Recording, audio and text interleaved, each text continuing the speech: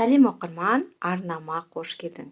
Бүгінгі видеода қиярдың пайдасы, жалпы қияр жайлы айтатын боламын.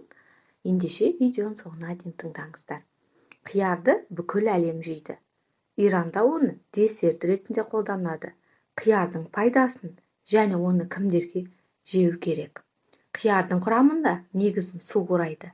Сонымен қатар бұл көкөністе А, Б, С, Е, К дәрумендері мен кальций, фосфор, магний, темір, натрий, хром, никель, марганец, хлор және калий минералдары бар. Қиярды кімдер жеу керек?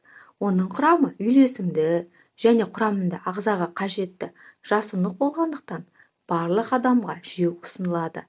Бірақ әсіресе ол мына адамдар тобына пайдалы. Қалқанша безі ауруы бар адамдар, ісікке бейімді адамдар, жүрек қан тамырлары аурулары бар адамдар, семіздікке бейімді адамдар. Тұздалған және маринадталған қияр пайдалы ма? Егер тұздалған және маринадталған қиярды мөлшермен жесе, оның зияны жоқ.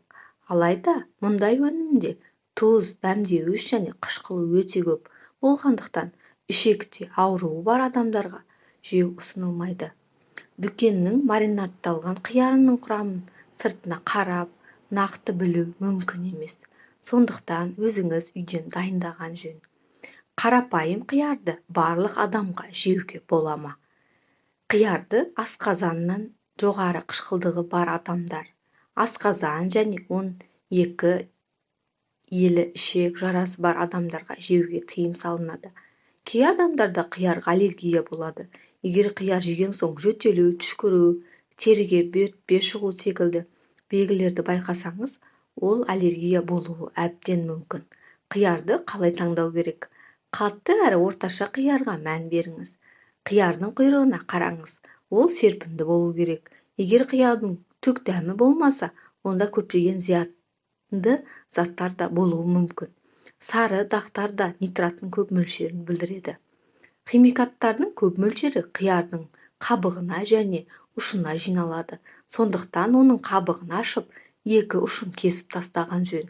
Әрине, егер қиярды бақшада өзіңіз өсірсеңіз, онда қабығымен жеген пайдалырақ.